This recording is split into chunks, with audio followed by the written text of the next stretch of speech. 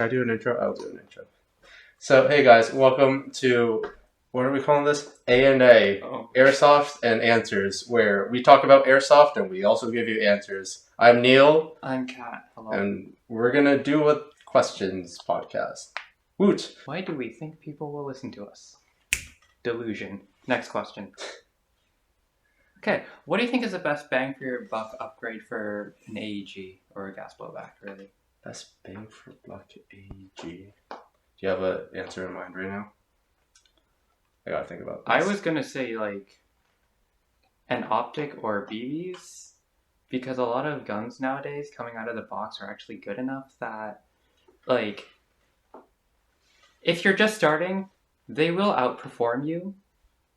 It'll take a while before, you really get a feel for what you personally need. And then at that point, for AEGs, it often comes down, I feel like it can come down to preference, more accuracy. You want, better barrel and bucking, better trigger response. You want, a better motor and battery or whatever. For GBBRs, or GBBs in general, I think it's mostly barrel and bucking, honestly.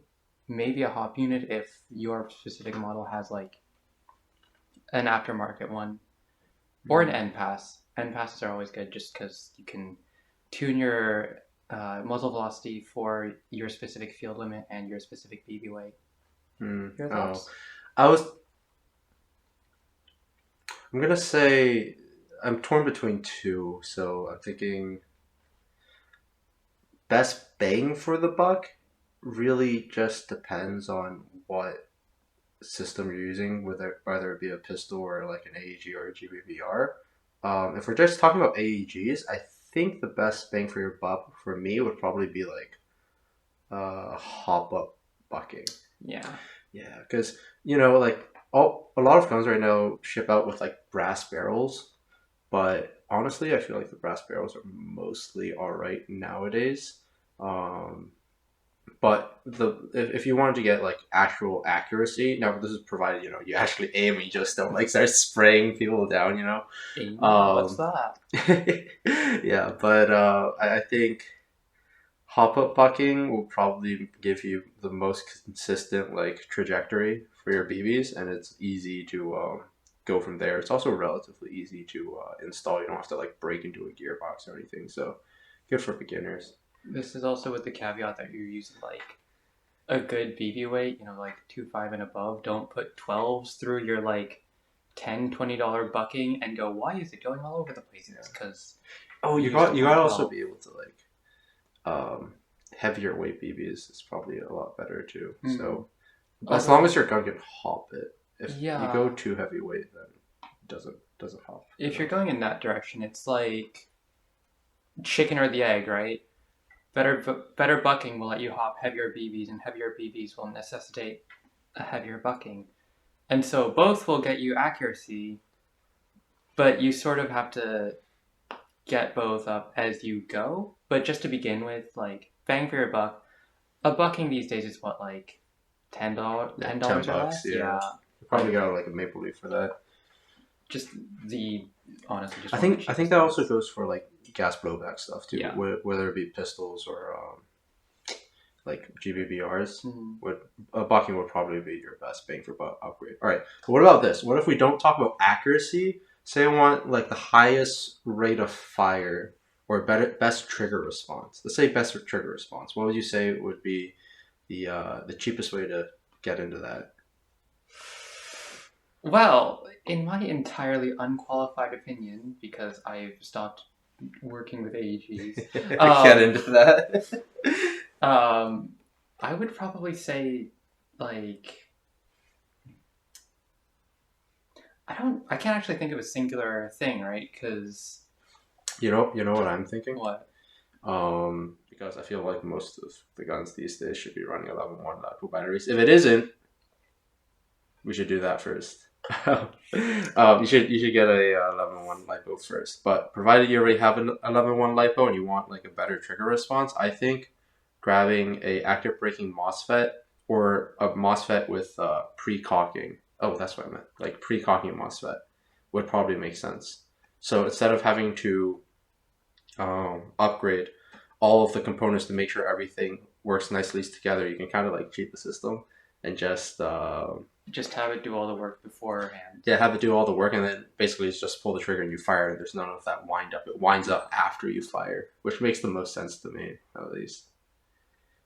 Okay, how easy is this thing to install? Because Yeah, that's another issue. You kind of have to know how to solder and be able to read online guides, but I feel like Airsoft is a very like good excuse to learn how to solder and get into electronics as well. It's one of those skills that is very worth it.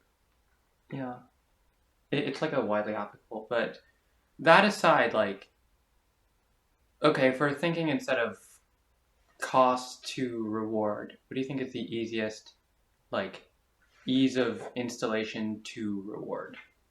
It's between getting a better battery or getting a better motor, but they definitely have a little bit of work on both sides of these things. Yeah. Next question. Next question. Okay. Overshooting. What are your thoughts? What are your shots on overshooting? All right, so this question came up because there was a post on Reddit talking about what different people's tolerances to overshooting are. Like some people think that like if you have a vest on and whatnot, shooting like 3 or 4 times wouldn't really like be considered overshooting, whereas other people have different opinions. Personally, my opinion, I'm always worried that if I like shoot people like once, they won't call it. But I don't know. I've always already developed the system to just like double tap people when I go around like a corner or something. I think that works out pretty well. Some people start like shooting until like they actually call themselves out, but I find that sometimes it just like takes too long. Yeah, I think for me it depends. Well, if I'm doing the shooting, right, it depends on whether it's an active fight or I have like the drop on someone from a decent. Well, okay, if you're like right behind somebody, no, I'm not gonna shoot them. I don't like, even mean that, but like 20, 30 feet back, right? Mm-hmm. And they're just not paying attention to you. What do? I think that, I mean, the distance means that you're going to have to take more time between shots just to make sure they're hitting. Yeah. But like 1 or 2 shots, and most people will call it, especially if they can feel it and they're not like hopped up on adrenaline. In the middle of a fight, I also just do double taps, and I personally appreciate it when someone doesn't mag dump me. That's a personal preference thing. I also try to call it on the first hit, but fallible meat, I call it takes a while to process. Yeah, I don't know. I find that at least in like the Speedsoft or like paintball perspective, I'm kind of used to like it's all right if people like overshoot me, because like if you're like caught in a burst, you call yourself out on the first hit, you start like walking out of the line of fire. Yeah, you're gonna get hit like a few times before you actually call it. And to me, that's just like part of the game, I guess. So I'm not that angry if people like shoot me 3 or 4 times if I know like, oh, it was just by happen chance or whatever. Like on some level, this is are they trying to overshoot or are they trying to make you call the hits thing? Because I don't care. It's fine if like I get shot a bunch because like I wasn't loud enough or my hand wasn't visible enough. Yeah, I've definitely been in the situation where like I shoot people until they call themselves out. Sometimes that's the type of thing that I like to do instead. Okay, and we're back. Sorry, I had to go fix the lights. Yeah, you saw nothing. Anyways, our next topic is non-gun airsoft guns. Like, how do you like the flexibility of putting an AEG gearbox or HPA engine into like a random object and its corollary? What happens when you design an airsoft gun purely for airsoft instead of like having all of the real steel considerations that go into a lot of gun designs? So if we're talking about like designing an airsoft gun just for airsoft, I see there's 2 ways of doing it, right? I mean, one aspect of it is like one reason why a lot of people play Airsoft is just for like the realism. That's why I run a GBBR. That's why. Yes, you were the first to do it. Yeah. Congratulations. I mean, that's why people play Milsim and stuff. So I kind of get it. If you're talking about just like designing something specifically for like competitive like Airsoft, it would probably end up looking like a paintball gun. That saying, I'd drop the stock a little bit so that when you're aiming down, you don't have to like crane your neck with a paintball mask, because with a paintball mask your face starts getting hit on the stock and you really just gotta like tilt your head into it. When it comes to complete performance, are we talking about like designing an airsoft gun with like no budget, or are we talking about having something that's like reasonable? Because I was gonna say just like send it with like an HPA engine, Okay. Or well, is like the outside going to change a lot with the budget, or is it just Okay, so let's say we're just designing it for the externals. I would keep the hand guards because I feel like there's a lot of attachments that are actually really useful in Airsoft. Specifically, like my flashlight, I use all the time, especially for like close quarters. If it does come to close quarters, I would say keep it as light as possible. So I wouldn't even be mad with just having plastic lower and upper receivers, personally, just for me. Would it still take M4 mags? That's an interesting question, though. Right. I think I would still. I would go for the like ARPV3 mags, little like pistol size ones that are quad stack. Just because it's, again, like a bang for your buck type capacity, right? It's small. It's more tiny. Yeah, it's more like efficiently stacked. With these, the like BB track like has to do a big curve. Okay, would you have a mid cap, or would you have a high cap? I would have a mid cap, but that's honestly like personal preference. Yeah. It would feed better, but if you wanted to be more like competitive, just like spraying stuff as well, I would probably go like grab as many BBs as possible type of deal. It's a little annoying for me to like do the winding stuff, so I probably get like a flash mag where you just like pull it. Yeah, just pull it while you're spraying. I mean, the only argument for me just like keeping M4 mags would just be because everything uses M4 mags, so it would be really easy to like swap with other people. Yeah. Type of deal. But yeah, I would say overall, drop stock, plastic, as many things as possible without actually like breaking itself, and still have a hand guard, but also try to keep things as light as possible.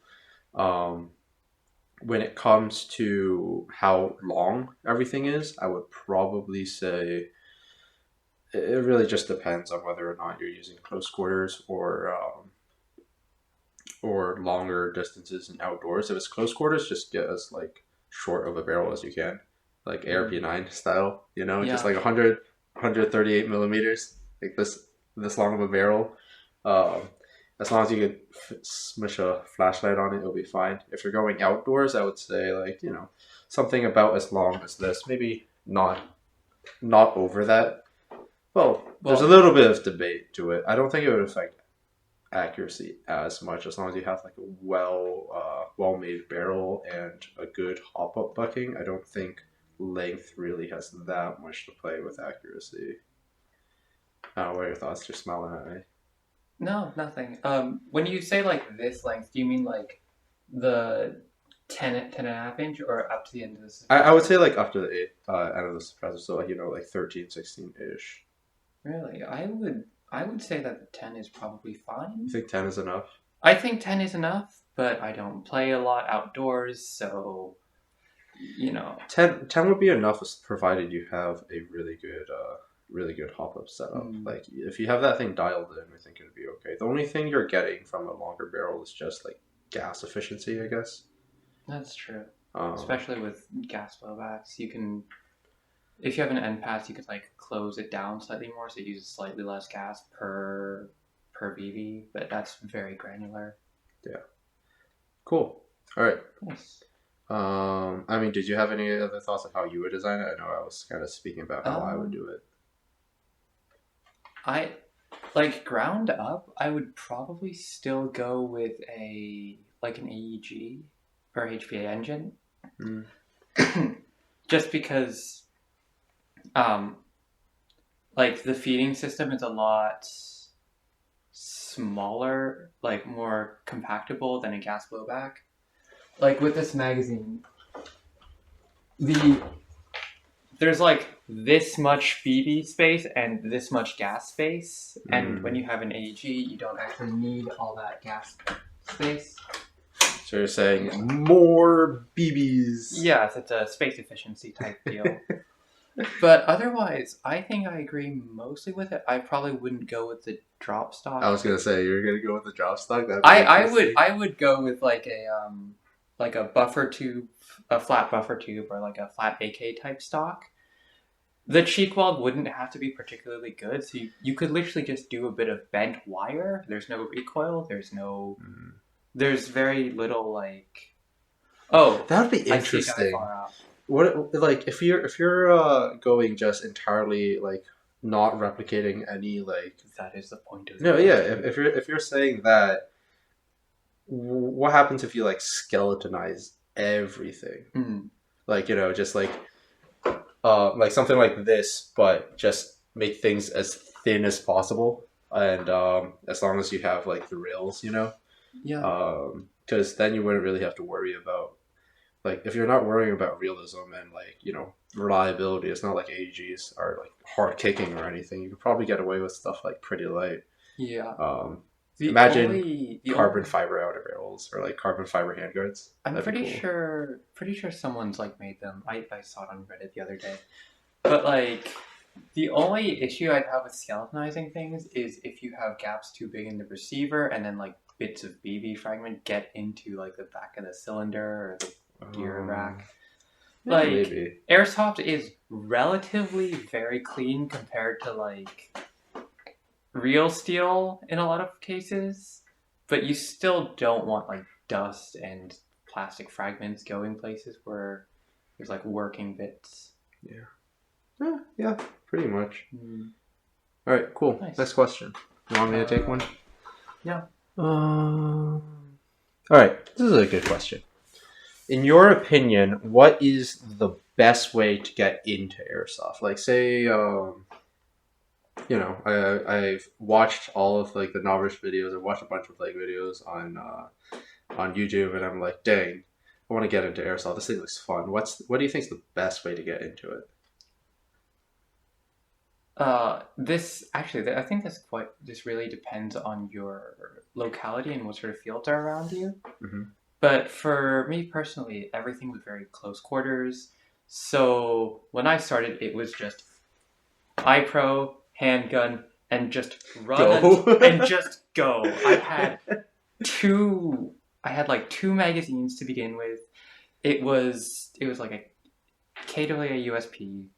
I still love that thing. It's great. But like literally just any workable gas blowback handgun and like one spare magazine, one set of iPro, put on like a hoodie, your winter gloves, jeans, I don't know. What do you think that runs you in total? That I think it depends on like what other stuff you have, but the handgun, oh god, the Elite Force PPQ was like $100.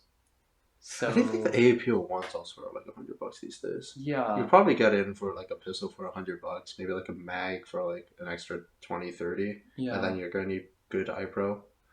Good iPro, depending, you don't have to buy the top end stuff. I had like the cheapest ANSI rated goggles I could find, and then I like crammed them into this mesh thing that I thought was cool. And that was it. I had like a winter scarf. I had just stuff I pulled out of the wardrobe. And it really is just like find the bare minimum. And if your fields are like more outdoor, I would say instead of a pistol, go for like an AEG. Yeah. Like some sort of combat machinery or something. Yeah. Yeah, that makes sense. I want to tackle this question in like a little bit of a different perspective. Say, I'm just like a kid. I mean, because we were both kids when we started like playing airsoft, right? had no money in the bank account. It was just like really difficult to get anything or convince your parents to even get you into airsoft, right? I would say if you're starting at like $0 or like at the very minimum, the first amount of money that you should put towards airsoft is playing airsoft. That's true, You know, actually.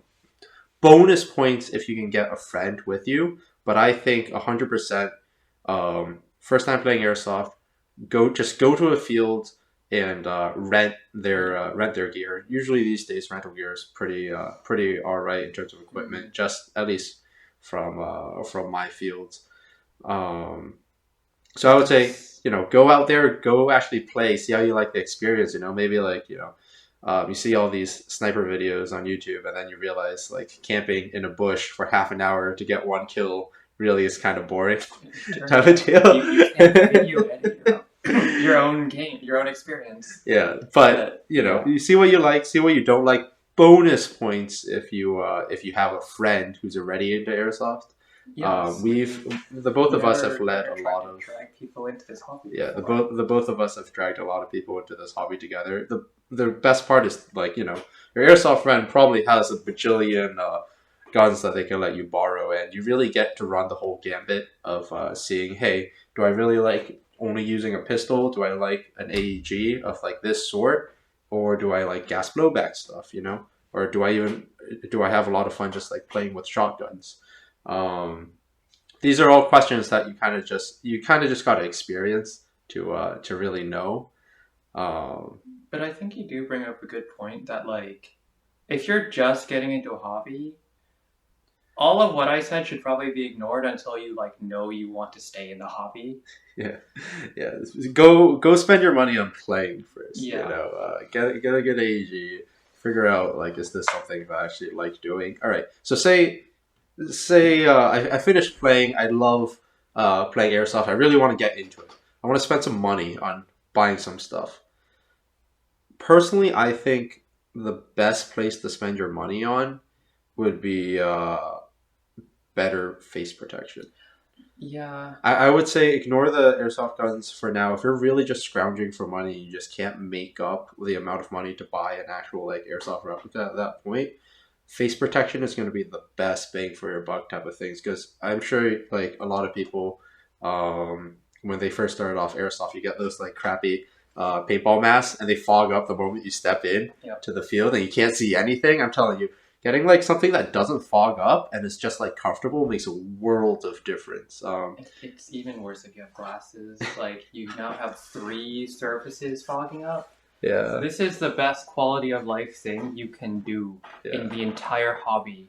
I don't care what else it is. What else like you have good eye protection. Get good eye like protection. Make sure it's safety rated. Yeah. It's also like the only one of like the most important things to protect.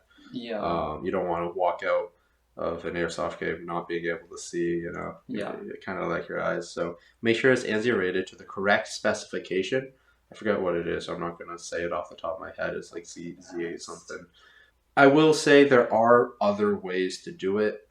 You don't have to run a paintball mask. You can also run like a goggle and lower face protection. I know one of our friends who ended up going just getting started to airsoft. He's running a one Tigress lower with just like goggles on top. Those are pretty nice. What I really like about the half mask, especially the one Tigress ones, is that the sides are like padded. So you can actually, with a buffer like this, you can actually put your cheek down on it, and you're not really like, it's not really getting in the way of your sights, so you don't even need risers. So that's why I really like. You have to be careful with goggles though. They have a tendency to fog up if they're low quality, and even if they're a little higher quality, if you're like running and sweating a lot. I've run into issues with build up. Condensation. I've run into issues with fogging up. So I don't know. Oh, and disclaimer: neither of us have tried like fans or X-Fog or whatever. Yeah. So I don't know. I heard they're pretty good. I heard that I've seen a few people run them, where either like fans built into the goggles where they just blow stuff down. I've heard they work okay. I've also seen people run like the tubes for the Xbox Yeah. into their mask to just blow air into their things. So that will probably run all right as well. We have heard good things, but we have not personally tried. I've also heard not good things. I heard some of them are cheaper and aren't up to ANSI rated. So that's really not. It's very important to make sure everything's done. Oh, speaking of like non-conventional protection, thoughts on Ear Pro? You to have it. It hurts like hell to get hit in your ear. I would say, I mean, it depends on what exactly you like, what style you like doing. At least with these paintball masks, they're already protected in the ears, and that's saved me like a couple of times. But it hurts a lot getting shot in the ear, so I would always have at least something. I know if you have a helmet or something, you can also wear like the ear, what are called like the sound amplifiers or like the radio things on like a helmet. Those end up working pretty well, I think. I mean, I haven't personally used one before. So as someone who has, I love them. They're great. The caveat is that like you won't be able to wear like this with sound amplification just because of like space. They'll take up the same. Oh, you're just saying you can't wear a mask with the sound amplification. Like that makes sense. Depending on if you want to go the active headset route, you'll have to pick and choose like what eye pro and what lower face pro you go with to be compatible with it. Yeah, that makes sense. All right. Let's go to the next question. You want to take it? What is your hottest airsoft take? Yeah. Oh no. What's your hottest airsoft take? Should I go first? Yes. Okay. You can have some time to think about it. I think this is gonna trigger some people, but I think my hottest airsoft take is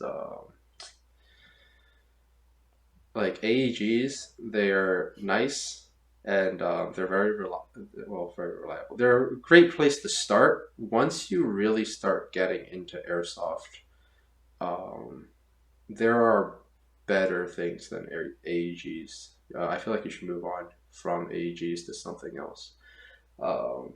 Before everybody like roasts me for not liking AEGs, I do have a few opinions on this specifically. I think that they're a very like nice budget way to get into airsoft, and you can start building them up to be more reliable machines. But as you're more experienced and more advanced as an airsoft player, I feel like you migrate to one of two different camps. Either you try to get an airsoft gun that's a lot more competitive, so you're playing, like Speedsoft, and or you're just playing something that's you like shooting a lot, you like getting people out, you like the aspect of just like kind of being unkillable in the field or whatever.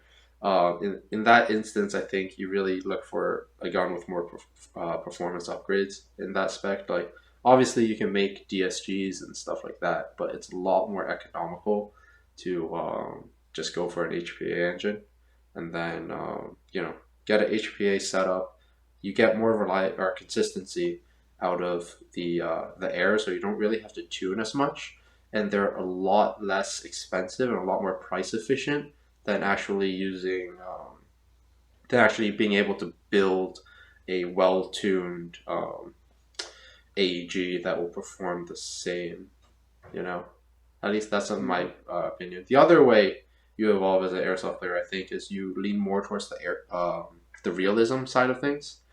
In that case, eventually you get sick of the wind-up sewing machine noises of AEGs. The trigger response thing really has just been like killing me. I feel like a lot of people who go more towards the realistic side of things, I would say I would recommend more going towards like gas blowbacks, stuff like this.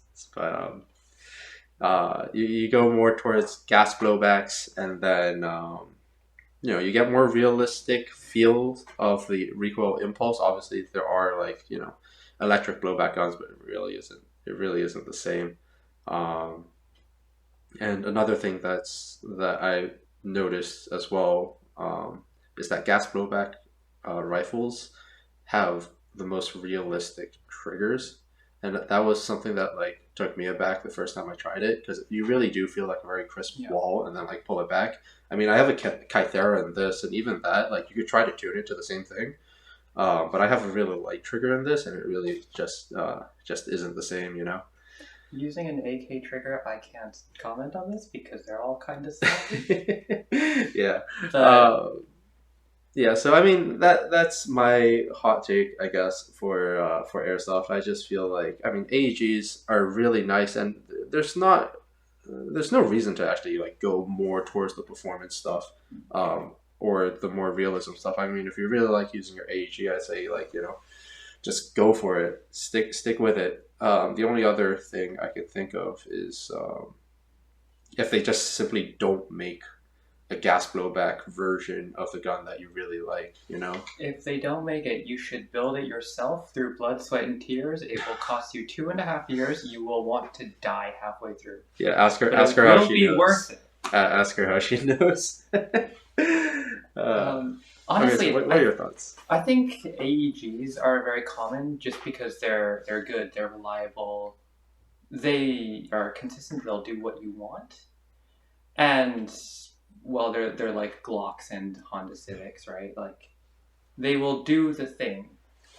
Um, but like me personally, I just don't really use an AEG anymore. Although a lot of that is because I hate opening gearboxes. Yeah, so both of us have gone into teching with AEGs pretty extensively, and then after working with them for so much, both of us have kind of moved away from using AEGs. So Yeah. yeah, But like, no hate, the AEG is just like the default good option, right? It's like the M4 in a video game. It will do what you want. And want so, a gun that's just a gun. pretty much, right? But like, if you want something very like specific, I think that's where you might be better served with like a gas blowback or a HPA. But like on the whole, we like AEGs. They're fine. They're adequate. They're good. Yeah. And there's nothing wrong with them. I mean, they have huge upgrade potential. I mean, you could definitely make an AEG shoot much better than like even like an HPA system, depending on like the type of system, how good of a builder you are. The question is like how much experience you need to get something like that accomplished, and the price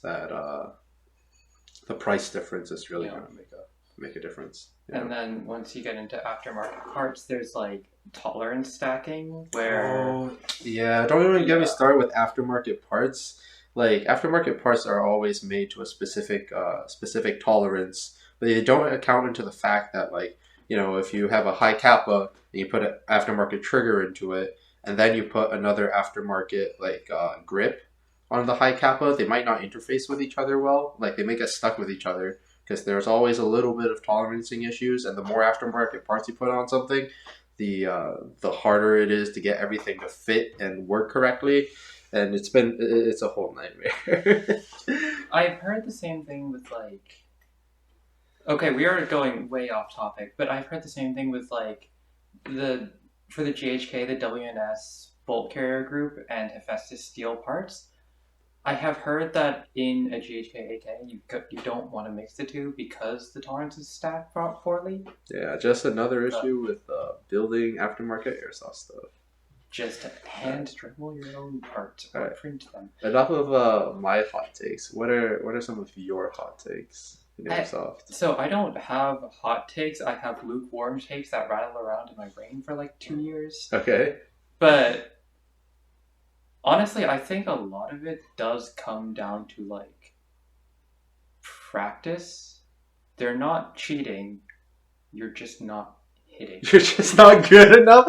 I feel that. I mean, the amount of people that just shoot, me included, with just like aiming over the bore and not even using the red dot and, using a flashlight or a tracer to just aim for you, versus someone who's actually, dialed everything in is a world of difference. I've played like Speedsoft games where Kat's been using her gas blowback AK, and because she has everything dialed in, she pops out, takes one shot, and pops the other guy in the head, and everybody regards her as a god because accuracy when you actually aim, it's crazy, Hot take: aiming down sights is very good for your accuracy, and you should do it more. Yeah, But no, like a lot of times, BBs are very unpredictable.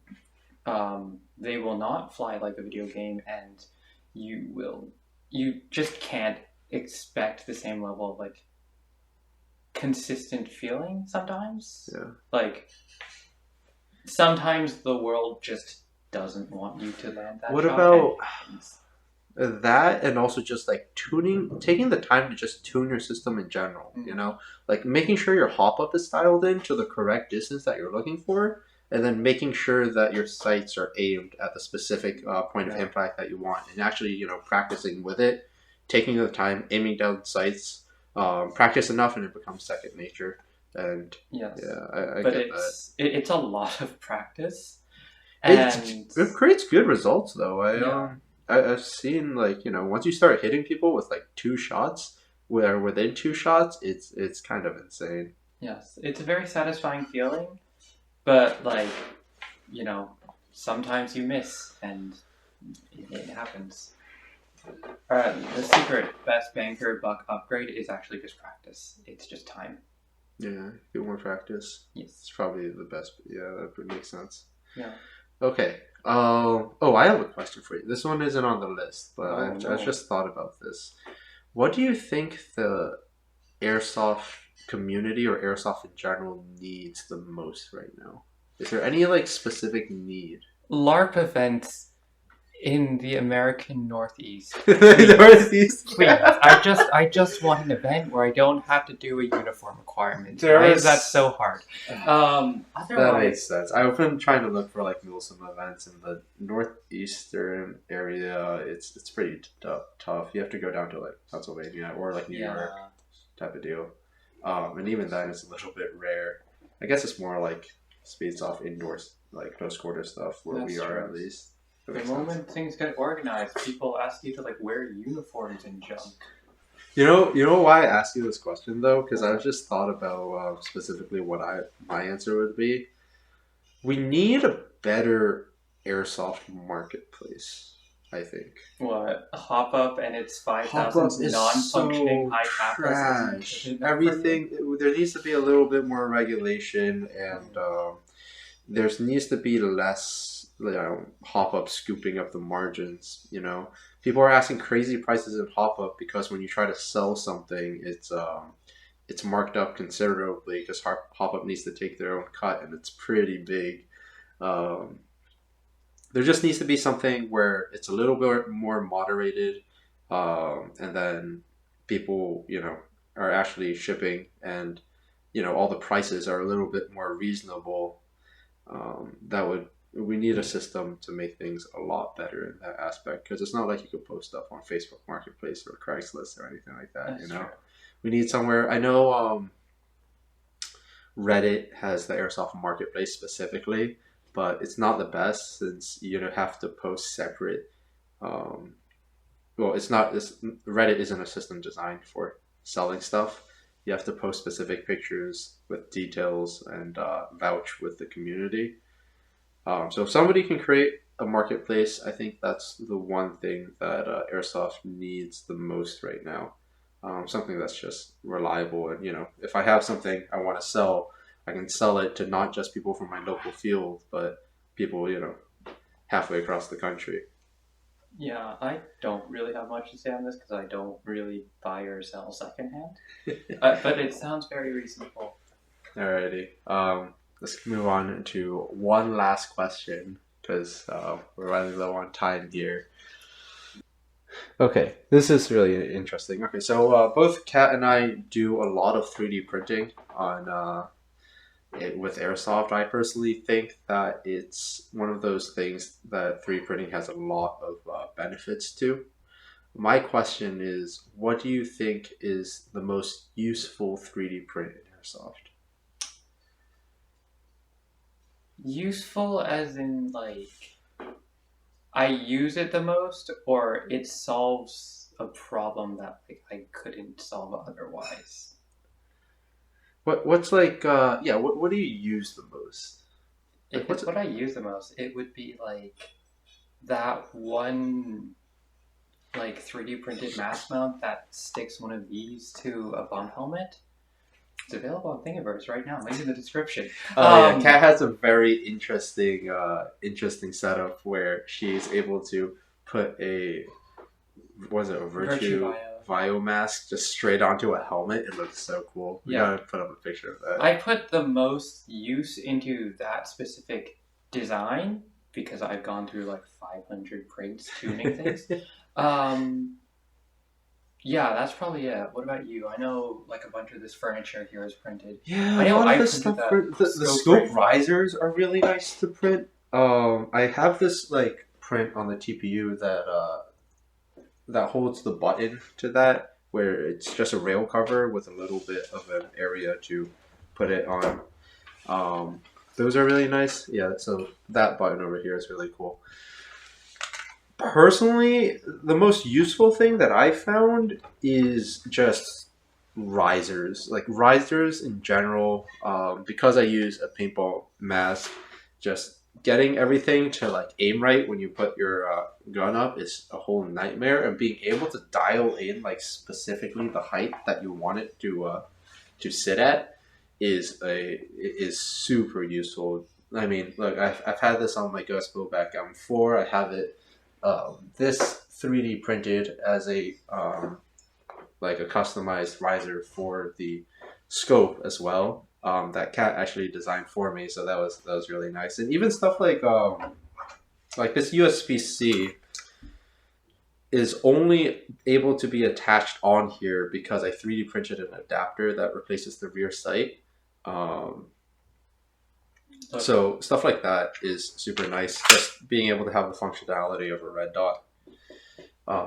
And honestly, just being able to use optics in general, you just need risers. Yeah, I think you just like prints that attach optics to guns. Like, honestly, yeah. Like even down here, our friend gave us an M14 like 3 years ago. Yeah, 3-4 years. Oh, you didn't give us. We're technically keeping it or borrowing it. It's got a riser that Yeah, so I that's a work in progress. It's a little bit dinky, but yeah, the idea is there. I mean, you could attach like red dots to pretty much everything nowadays, and the really important thing is just being able to actually use them. So not for cosmetics, you know, and that personally is the most useful thing for me. Just like risers, that and lens protectors. I think lens protectors would really. Do you have one? He says having not a single lens protector. I'm meaning to get some, but it's really nice not having like one of those cheap like Amazon or like ones where it's just a rectangle. Having something that like custom fits over like your EOTech phone, or you know, like a scope that just like screws in, that's made specifically for that. Just cleans up the entire look of the rifle as well. It's nice. Yes, it's both style and functionality. Yeah. That's pretty much it, right? That's it. You like sticking bits of glass to guns. I like sticking bits of glass to my face. Yeah. That's really cool. Yeah. Anything else? I think that's it. We should end it here. So that's the end of episode 1 of our talk of AnA. It's with Airsoft and answers and also questions, mostly questions this time. If you have any questions for us, please leave them in the comment below. If you like this video and want us to keep doing this, please send us a like. It actually lets us know that people are watching, especially with a small channel. Yeah. But yeah, any questions you want answered, we're all both of us are pretty into Airsoft and have done it for a really long time. We're also terminally online, so we will probably see your comments. Yeah, so drop them down in the comments below. We'll get to them, and they'll be in the second episode. Nice. Cool. All right.